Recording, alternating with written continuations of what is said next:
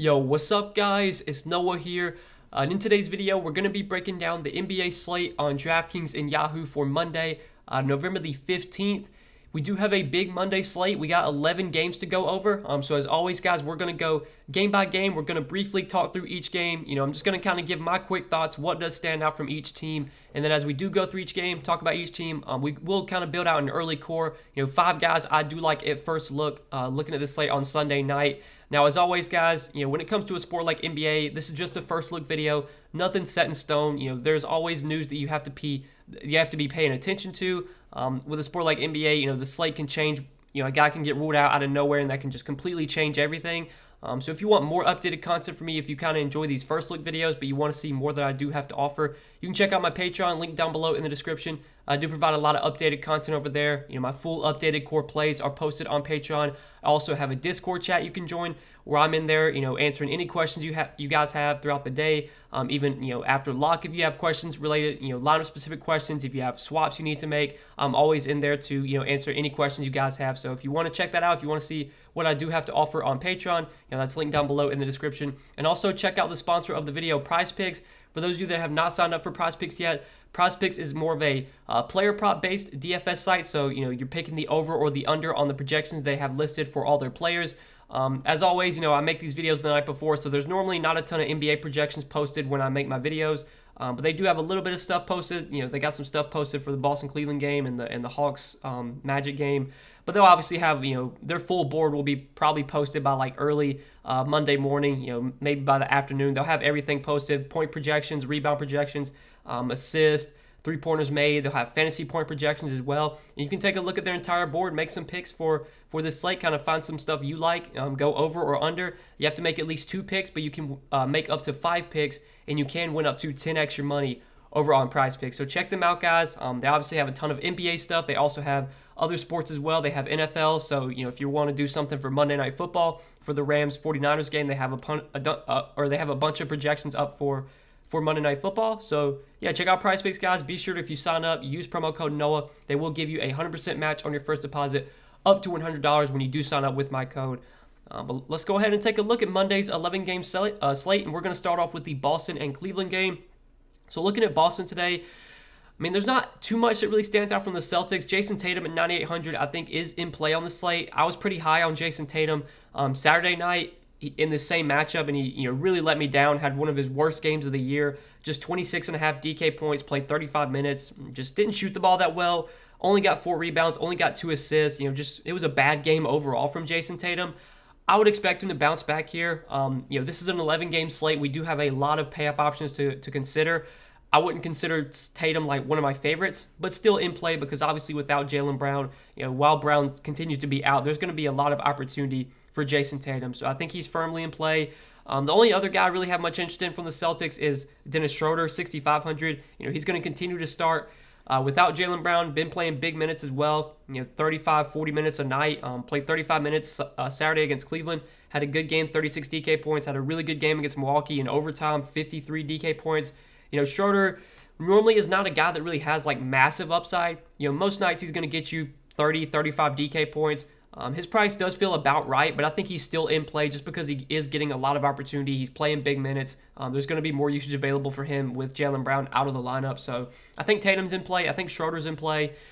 That's really it, though, from the Celtics. Robert Williams had a massive game Saturday, but now that Al Horford's back, I think that's gonna keep me off of Williams at his price point. I think Williams really benefited with Horford out. Now that Horford is probable and expected to play, probably not going to be on Robert Williams. And that's probably it from the Celtics. Now on the Cleveland side, for the most part, everyone on Cleveland, I think their prices are correct for today. Now there are still some guys on this Cavs team that do have upside. Jared Allen and Evan Mobley are both playing a ton of minutes every night, especially Evan Mobley. These last few games, 38, 36, 35, 40 minutes.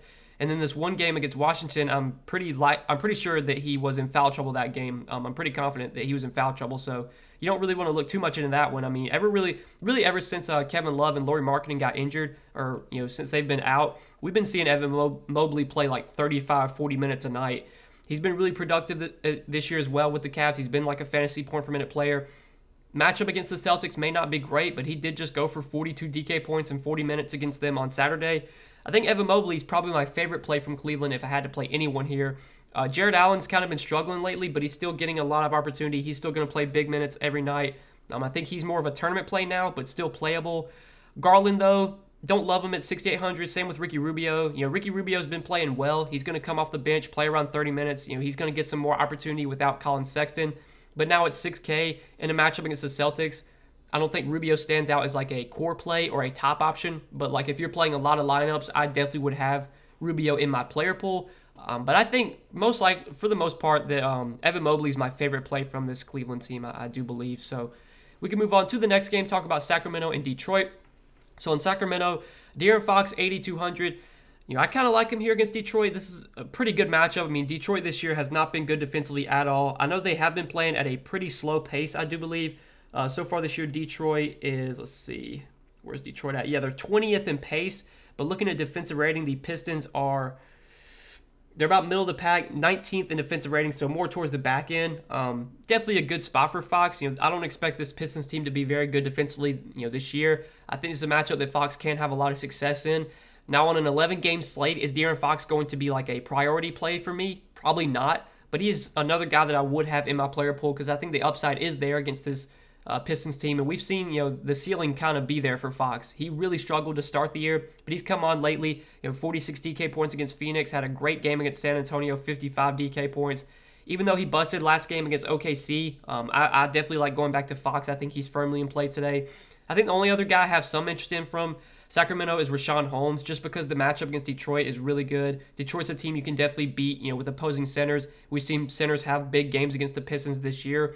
Holmes is a guy that does have a lot of upside. Now, he can be inconsistent because he will get in foul trouble. That's something that he kind of always has struggled with. But in games where he's not in foul trouble, I do expect Rashawn Holmes to play 32, 33 minutes against the Pistons. I mean, you could get a 40, 45-point game from Rashawn Holmes. So him and De'Aaron Fox, I think, are both, fine tournament plays on this slate. I will say that Chimezie Metu did start last game. Keep an eye on their starting lineup. He did play 24 minutes in the starting lineup and put up 23 DK points. I don't think he's going to play like a ton of minutes. I think if he starts again, he probably plays like 22 to 24 minutes. I don't know if that's going to make him stand out as like a top value play today, but at 3,500, if you're looking for a punt option, Metu would definitely be in play for me, assuming he's still in the starting lineup. But that's it for this Sacramento, for the Sacramento side. Now looking at Detroit here, it is a really good matchup for Detroit. Sacramento this year has been playing pretty fast. They're playing at the 8th fastest pace in the league, and in terms of defensive rating, pretty sure the Kings have like one of the worst defensive ratings as well. They're 24th in defensive ratings, so they've been pretty bad defensively. They've been playing at a top 10 pace. It's definitely a good spot for some of these Detroit guys. I would say in terms of price tag, when you're looking at pricing, Cade Cunningham and Isaiah Stewart are definitely my two favorite guys here. Cade Cunningham at 5,500 just continues to feel underpriced. I know he's been really inconsistent this year, but the ceiling is there. The upside is there. The minutes are going to be there as well. He's played at least 30 minutes in 5 straight games. We saw him kind of be limited a little bit to start the season, but clearly they plan on playing him 30, 32 minutes a night. Maybe as the season progresses, he'll start to see even more minutes on a nightly basis. In a good matchup against the Kings, I don't think anyone would be surprised if Cade Cunningham played 32 minutes tonight and put up 36 DraftKings points. At 5,500, he does feel a little bit too cheap. I think he's a pretty solid guard option in that mid-range. And then Isaiah Stewart at 5K, I like a lot. I was pretty high on Isaiah Stewart a couple days ago against Cleveland. It did not go well. He got into some early foul trouble, only played 24 minutes because of the foul trouble. But last game, he was able to stay out of foul trouble, and he played 32 minutes against Toronto. Had a good game as well, 33 DraftKings points. I talked about it in my video. I think that was Friday when they played Cleveland. With Kelly Olynyk out, for however long he's going to be out, we're going to see Isaiah Stewart play 25, 30 minutes a night, if not more than that, because Isaiah Stewart has kind of been there. He's been their starting center all season, but we've seen Kelly Olynyk take minutes away from Isaiah Stewart this year. Now that Olynyk is out, there's going to be a lot of opportunity for Stewart. His minutes should be a lot more secure. They don't really have anyone else behind him that I think they want to give minutes to. Like, I don't think they want to play Trey Lyles. Luka Garza, I don't know if they really want to give him a ton of minutes either. So Isaiah Stewart, if he can stay out of foul trouble, I think he plays 30 minutes a night against the Kings. Really good matchup. I like him a lot in tournaments. I don't know if he's going to be that popular today. I'll be interested to see what his ownership comes at. But both sites, $17 on Yahoo, 5K on Draftkings. If Isaiah Stewart plays 30 minutes again, very likely that he is able to pay off this price point, because we've seen, Isaiah Stewart, when he gets minutes, he can be productive. He's always been around a fantasy point per minute player. But that's kind of it for the Kings game. We can move on to the next one, talk about the Pelicans and the Wizards. So looking at the Pelicans today, they're starting to get a little bit healthier. Brandon Ingram is back for the Pelicans, so that's going to take away from guys like Graham, NAW, Hart. For the most part, that's pretty much, with Ingram back, that's going to take me off most of the Pelicans. I think J-Val is still a good play. I think J-Val does still have a lot of upside. When Ingram was out, I thought the upside was a little bit higher for J-Val just because they would use him. They would just kind of run the offense through him. He would just get so many touches, so much opportunity. His upside might be a little bit lower now that Ingram is back. But in a good matchup against Washington, in a spot where J-Val should have a lot of success, there's definitely 50-plus point upside for him here. He's been a little bit more inconsistent lately. He hasn't been really justifying his $9,100 salary. But the 50-plus point ceiling is definitely there for J-Val, and especially in a good matchup against the Wizards. So he's my favorite play from the Pelicans. Outside of J-Val, not too much else I like here. And then on the Wizards side, there is a good amount to like from Washington today because Bradley Beal is going to remain out. He was out last game. We saw Spencer Dinwiddie, Kyle Kuzma both play really well. I think both guys, even with their prices coming up a little bit, Spencer Dinwiddie at $7,200, I think I like the most from this Wizards team. And on Yahoo, Spencer Dinwiddie looks really good over there as well, $24. Just the upside without Bradley Beal is it's so much higher when you take Beal off the court. We saw Spencer Dinwiddie play 31 minutes last game against Orlando. I'm pretty sure that might have been a blowout. I think he might have got pulled a little bit early. Still, though, played 31 minutes, was really productive, had a double-double, almost 50 DraftKings points. He's going to be the primary ball handler. He's going to get a lot of opportunity without Beal. His shots should increase. His usage should increase. The offense is going to run through Dinwiddie. Against the Pelicans, I think this is a good matchup for Dinwiddie. I like him a lot at $7,200, and I think Kyle Kuzma is in play as well. No Bradley Beal should obviously benefit him as well. He played 35 minutes last game, had 38 DraftKings points, had a double-double. He should probably get more usage, some more shots coming his way. At $6,700, between the two, I prefer Dinwiddie. I think Dinwiddie gives you more upside, but Kuzma's firmly in play as well. I think Kuzma's a pretty good option if you do want to roll with him. And then Montrezl Harrell, $6,500. I'm not that high on Montrezl Harrell. He's going to play 24, 25 minutes. He's shown a lot of upside this year, and he's been really productive with the Wizards, but his price does feel right on the slate. I don't think he really stands out. And then I'll mention Aaron Holiday. Aaron Holiday started last game in place of Beal. He did play a ton of minutes. He played 35 minutes. Wasn't that productive, only scored 25 DK points, but for $3,500, if you're going to get someone this cheap playing 30, 35 minutes, that's going to make them a viable, cheap option. So if you do need a punt guard, if you do want to go cheap at guard, I think Aaron Holiday is definitely in play. But that's probably it from this game. We can move on to the next one, talk about Orlando and Atlanta. So on Orlando today, Cole Anthony at $7,400 I think is a fine GPP play. I don't think he's really going to project well at his salary. So, that's automatically just going to make him low owned.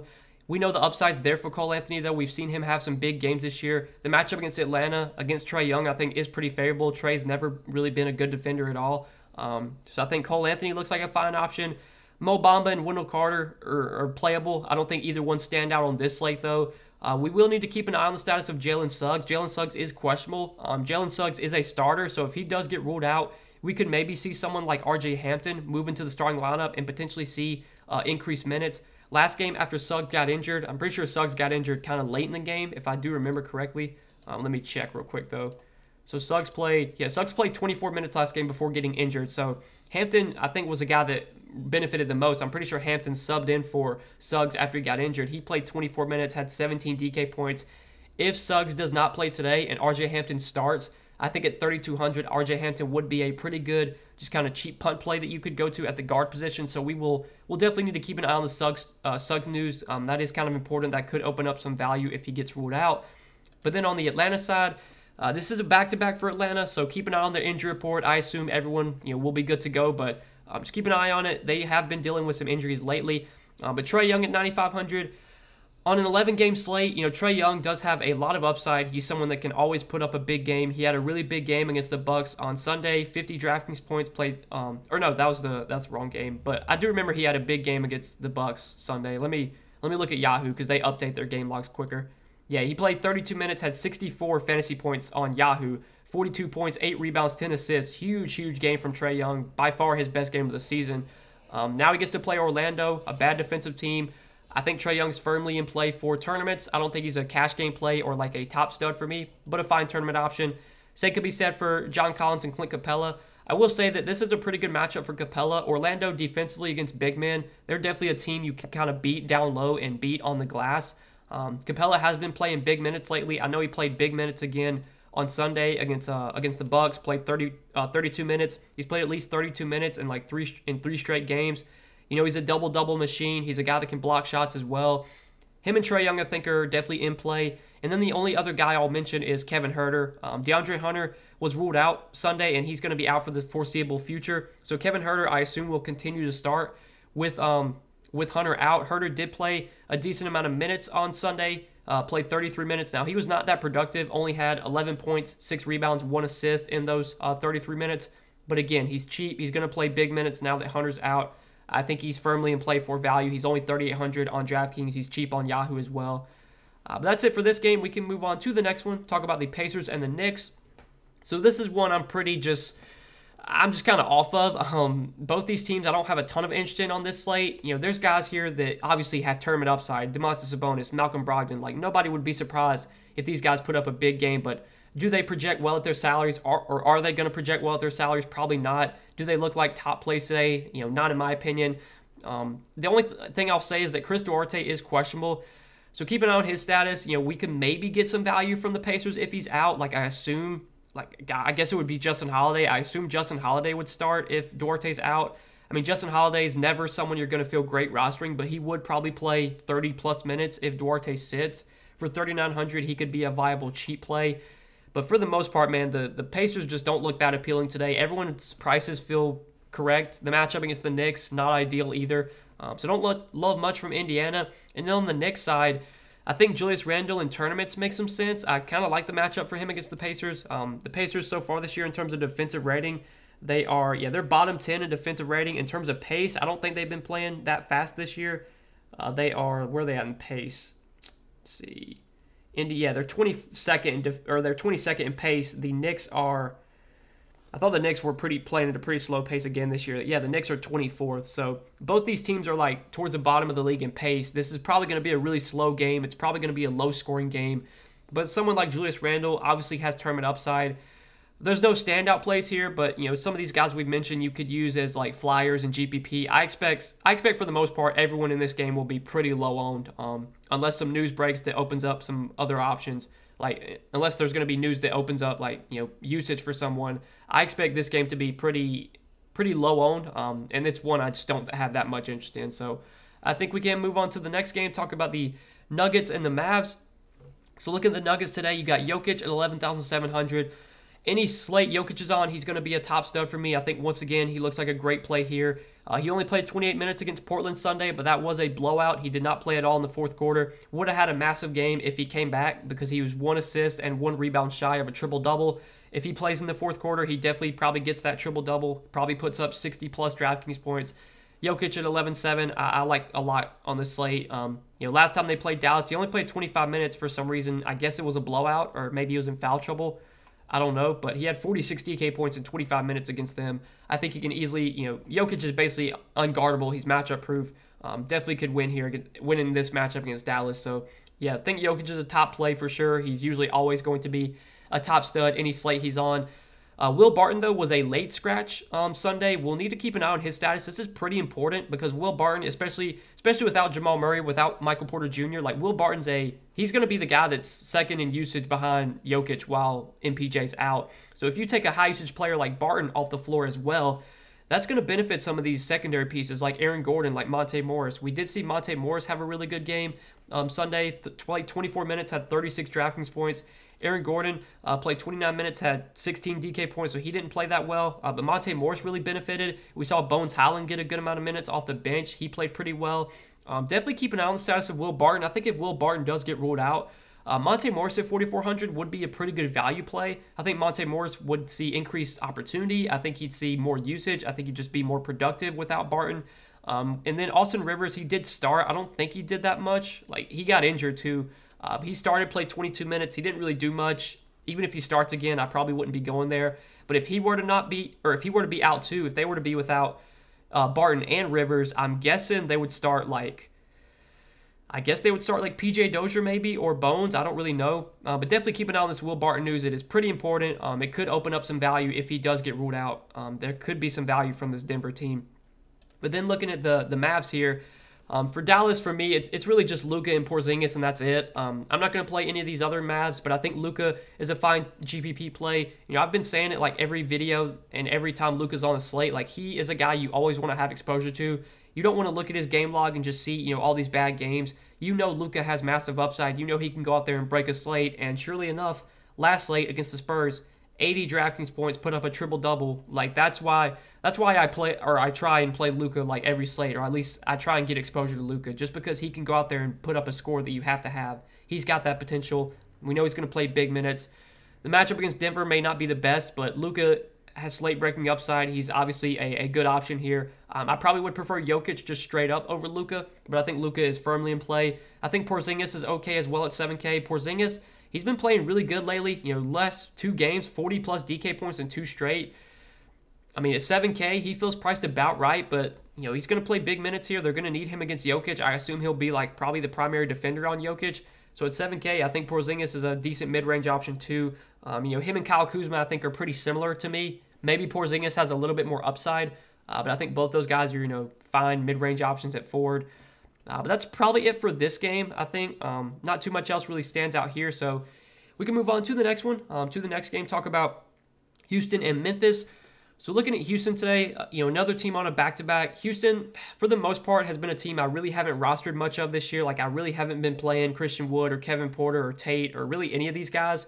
I will say, though, on this slate, you know, Christian Wood, especially at his DraftKings price, he does stand out. I mean, 8K for Christian Wood is super, super cheap. You know, there's always blowout concern, and I think that's something you just have to take into account anytime you roster anyone from the Rockets, whether it be Wood, Tate, Kevin Porter. You know, there's always a chance these guys only play like 28, 29 minutes just because they get blown out and they don't play in the fourth quarter. That happened Sunday night when they played Phoenix. They got blown out. Christian Wood only played 27 minutes. But we have seen in competitive games this year, Christian Wood's playing 37, 37, 37, 37. Like, he's playing 35, 36, 37 minutes. 8K, if we get 37 minutes from Christian Wood, I mean, he has 50-plus point upside. This should be a pretty fast-paced game. So far this year, the Rockets, they are playing at the fastest pace in the league. Memphis is, they're about middle of the pack. They're 14th in pace. But, you know, Ja Morant's one of these guys. He likes to push the pace. I think this is a good spot for Christian Wood. And I think at 8K, he does feel a little bit too cheap on DraftKings. He's my favorite play from Houston. Outside of Christian Wood, I don't love too much else on this Rockets team. And then on the Memphis side, everyone on Memphis feels priced correctly today. I will say that, you know, Ja Morant against this Rockets team, like, Ja Morant has massive upside here. The Rockets are terrible. They play fast. They're not good defensively. But 10K for Ja Morant, man, like, that is a lot to pay for Ja Morant. I think he's worth the price tag just because we know Ja Morant can put up 50, 60 DraftKings points any night, but he's not really going to project that well. He's not really on the same level as guys like Luka and Jokic and Anthony Davis, even Westbrook. So it's tough to really consider Ja Morant a core option, but he should be really low owned. He does have plenty of upside in tournaments here. You know, I think playing Christian Wood and Ja Morant together in tournaments makes a lot of sense because if you get your full minutes from both those guys, I mean, no one would be surprised if Christian Wood played 36 minutes and had 50 DraftKings points tonight, and Ja Morant played his 35 minutes and put up 55 DK points. So if I am playing Ja Morant, I might run it back with someone on Houston, just, you know, kind of hoping the game stays close. Ja's my favorite play from Memphis, though. Like, not too much else, though. Dillon Brooks is back, so, you know, that's going to take away from guys like Bane and Melton. Jaren Jackson Jr. at 6K, I think, is fine. On an 11-game slate, I don't know if Triple J is really going to stand out as, like, a top play. But as a mid-range power forward option, I think Triple J is, you know, firmly in play. But we can move on to the next game, talk about the Suns and the Timberwolves. So looking at Phoenix today, you got Devin Booker at 8,900, Chris Paul at 8,600.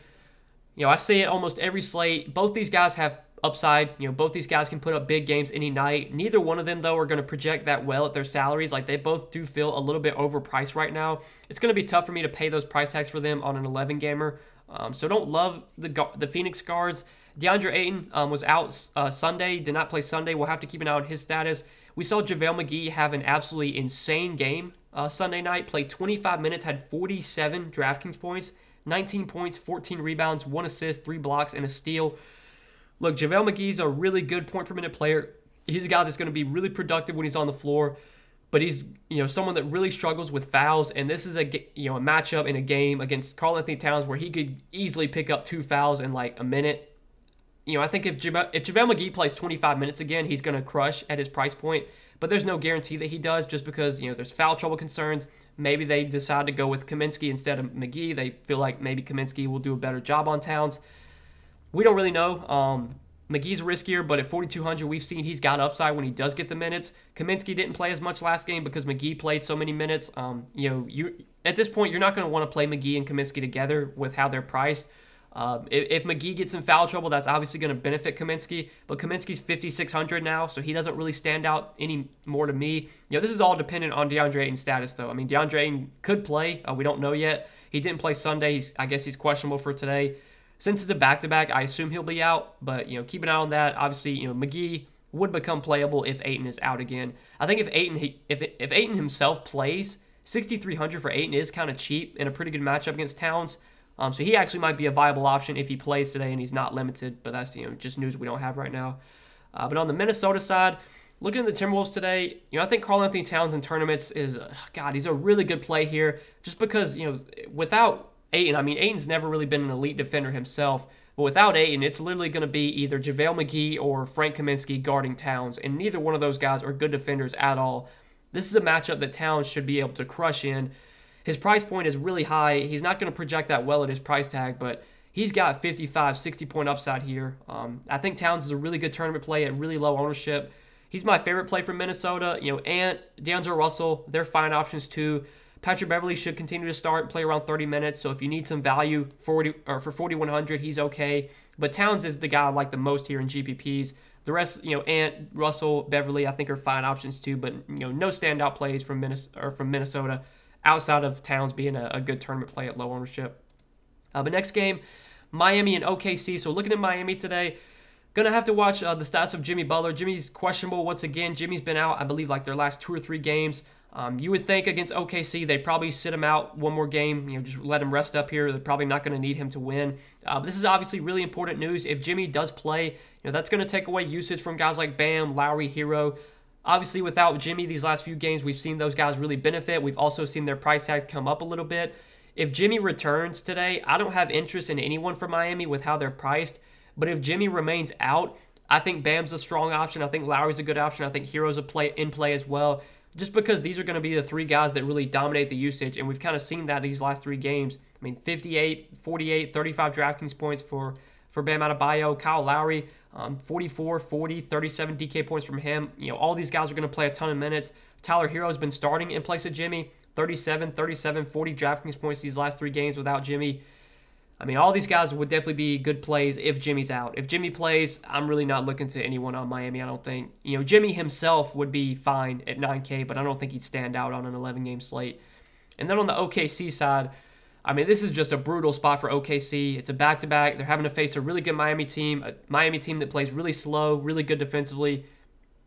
I mean, literally no interest in anyone from OKC. Like, if I was playing 150 lineups today, I don't think I'd have anyone from the Thunder in my player pool.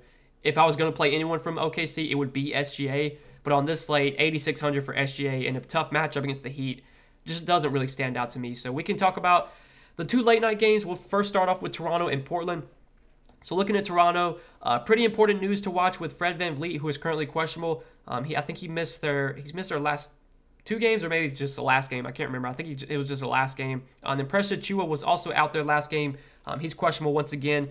Chris Boucher got injured in their last game, and he's questionable as well. So the Raptors could be potentially like pretty thin in the with their bigs if Achiuwa and Boucher are both out. Now obviously they have Siakam back. They've said Siakam's going to be on a minutes limit, but like Siakam played 35 minutes last game. So like what kind of minutes limit is he really on if he played 35 minutes last game? We'll talk about that in a second. But looking at VanVleet at 8,400, for the most part, I'm just kind of off of VanVleet now that Siakam's back. Siakam being back and playing full minutes now, or at least close to it, that's just going to take me off of most of the Raptors guys. Like OG, I'm not going to pay 7,500 for with Siakam back. Same with Scotty Barnes. Like all these guys feel overpriced today with Siakam back, and potentially if VanVleet is able to play as well. Now, if VanVleet sits again, then I think that's a boost for everyone. Still, I don't know if anyone would really stand out at their price point. I will say Goran Dragic, he did start last game in place Fred VanVleet. He did play 28 minutes, had 31 DraftKings points. Goran Dragic has always been a productive player when he gets minutes. When he was with Miami, he was a fantasy point per minute player. If he starts again in place of VanVleet, he's a good value at 4,100.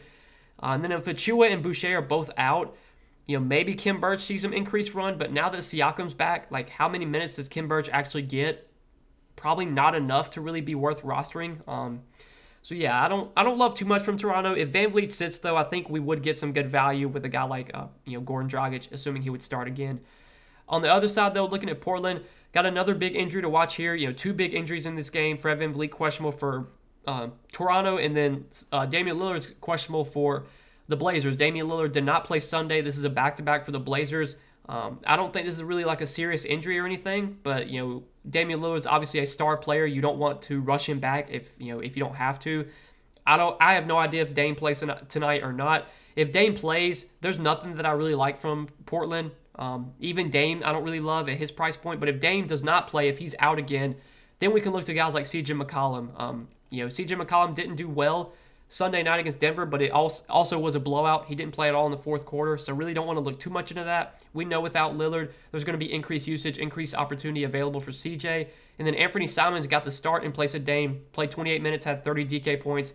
He is still super cheap, 3,500. He would be one of the best value plays on the slate today if Lillard is out again. But this is a late night game. Don't know when we're going to get this news. For now, I'm just going to assume that Dame plays. But if we get an update during the afternoon, we can obviously talk about that in the live stream.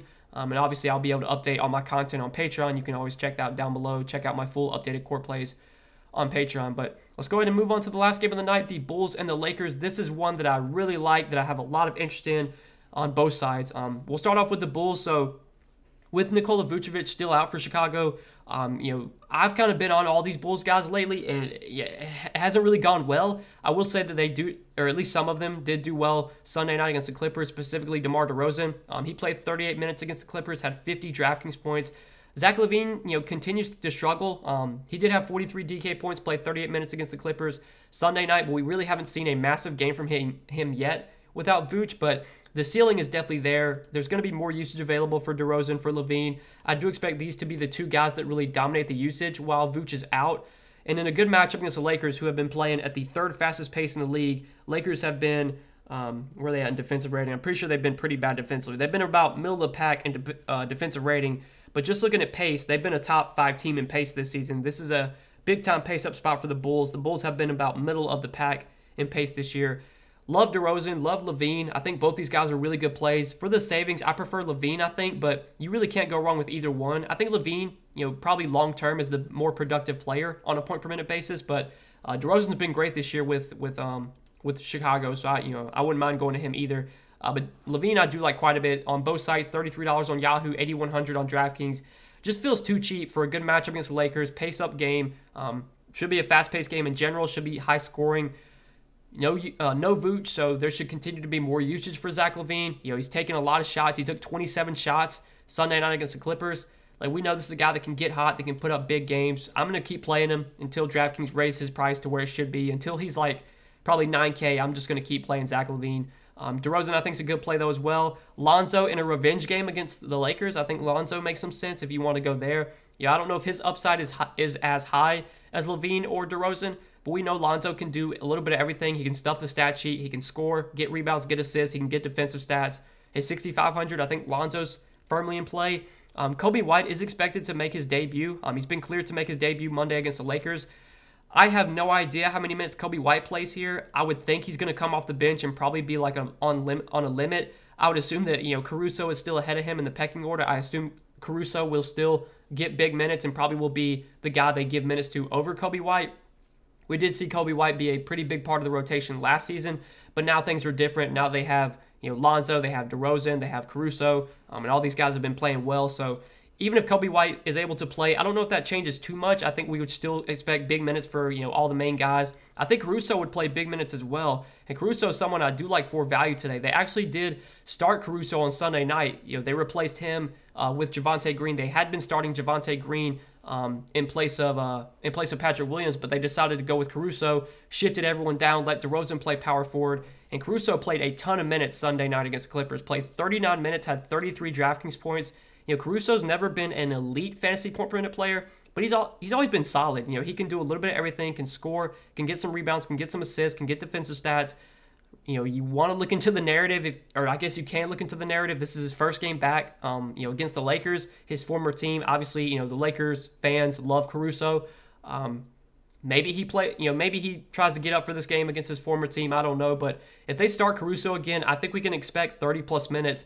Even if Kobe White plays, I don't think that's going to take too much away from Caruso here. At 4K, if Caruso's starting again, I think he's a really good value play. You know, there's going to be more usage available without Vooch. I think a lot of these guys benefit. I think Caruso benefits. So I do like him a good amount on both sites. He's cheap on Yahoo as well. Only $14 over there. I think you can definitely play him on both sites today. And then last guy I'll mention is Tony Bradley, just because in this matchup against Anthony Davis, like, they're going to need some size out there. You know, Tony Bradley should continue to start in place of Vooch. He did play 24 minutes against the Clippers Sunday. He probably plays like 25 minutes here. So far, he hasn't been a great producer. You know, in the two starts he's done, or in the two starts he's made in place of Vooch, we really haven't seen him do that well. But if he does play like 25, 26 minutes at 3,500, you know, he could definitely be okay. I think he's a fine value, but doesn't really stand out. Now, on the other side, looking at the Lakers, I think Russell Westbrook, Anthony Davis, both very good pay-up options here. You know, if you're looking for guys to pay up for on this slate, you know, Russell Westbrook, kind of inconsistent, but we know the upside is there. We know he can put up a triple-double any night. Going to play big minutes as well. I think he's firmly in play. I do prefer Anthony Davis, though. I think Anthony Davis is probably one of my favorite pay-up options in general. Him, Jokic, those are kind of the guys I like the most as spend-ups today. AD just, you know, going to continue to play massive minutes, at least 40 minutes in 3 of his last 4 games. I know some of these games did go to overtime, but that San Antonio game Sunday was in regulation. He played 40 minutes and was super productive, 69 DraftKings points. Like, without LeBron, I mean, AD is going to be a usage monster. He should just put up massive numbers on a nightly basis, and this Bulls team is going to have no answer for him. I don't know if they're going to put Tony Bradley on him. I don't know if they're going to put Alzay Johnson. They might let DeRozan guard AD. Like, whoever they put on AD, it's going to be a mismatch. Great spot for AD. I think he's one of the better pay-up options on this slate. Definitely like him the most. Melo, Malik Monk are okay, but neither one stand out to me. The other guy that I do like a lot from the Lakers, you can tell by the thumbnail, Talen Horton-Tucker, minimum salary on DraftKings, also minimum salary on Yahoo. Looks like one of the best value plays on the slate right now. He did make his debut Sunday against the Spurs, and he did start as well. Talen Horton-Tucker moved into the starting lineup. I'm pretty sure he went into the starting lineup in place of Avery Bradley. If I remember correctly, I think their starting lineup was Westbrook. I think it was Westbrook, Malik, or it wasn't Malik Monk, but it was Westbrook, Bazemore, Melo, Anthony Davis, and Talen Horton-Tucker. So I'm pretty sure Talen Horton-Tucker started over Avery Bradley. He played 27 minutes. He was productive, had 27 DraftKings points. You know, ever since THT has been on the Lakers, he's been a productive player when he gets minutes. He's a guy that will, you know, take shots. He'll get rebounds. He'll produce when he's on the court. He's not just going to stand in the corner like Avery Bradley will, like, you know, some of these other guys will. For 3K, if we expect Talen Horton-Tucker to start again and play close to 30 minutes, he's going to project as one of the top value plays today. He's definitely one of my favorite values overall. Just too cheap on DraftKings. He's not a 3K player, especially now that he's starting, playing, you know, decent minutes. There's no reason he should be 3K. Like, I think, you know, as the season progresses, especially while LeBron remains out, THT is going to get up to like 5K, 5,500. We're getting him at just a incredible discount right now. Definitely a top value play for me on both sides. But yeah, guys, that's it for Monday's big 11-game slate. I know this video was really long. I've been recording for almost 40 minutes now. I appreciate you guys watching, though, man. Hope you enjoyed the video. If you did, hit that like button, guys. Hit that subscribe button as well. You know, check out the sponsor of the video, PrizePicks. If you guys have not signed up for PrizePicks yet, you would like to try them out, you can see everything they have to offer. They already have some stuff posted up for Monday's games. They got, you know, point projections, rebounds, assists, three-pointers made. They'll obviously have a lot more stuff posted on Monday morning. The fantasy point projections posted for, you know, for the games as well, for all the players. They have NFL stuff up for Monday Night Football, so if you want to, you know, get some action down for Monday Night Football, you can check out PrizePicks. You can see everything they have to offer, make some picks for yourself. But yeah, if you want to sign up, use code Noah. They'll match your first deposit, give you a free bet up to $100 when you do sign up with code Noah. But best of luck tonight, guys. Thanks so much for watching the video. I hope you did enjoy, and we will see you in the next one. Good luck, fellas. Peace.